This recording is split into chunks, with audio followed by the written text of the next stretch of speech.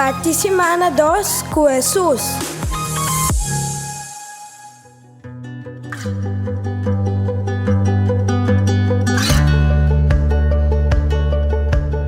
Nós participamos com Ezequiel 34, versículo 1, 2 e 16.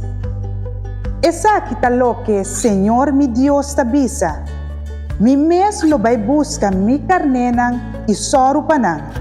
Mes cosco bom guardador ta preocupa pa su carnenan, ora e bestia nanta plama de diferente direção, assim na preocupa a mi ta pa mi carnenan. A worko na plama de diferente direção, lo mi vai busca nan back, una kunam por a resulta e dia escuro e menaçante e.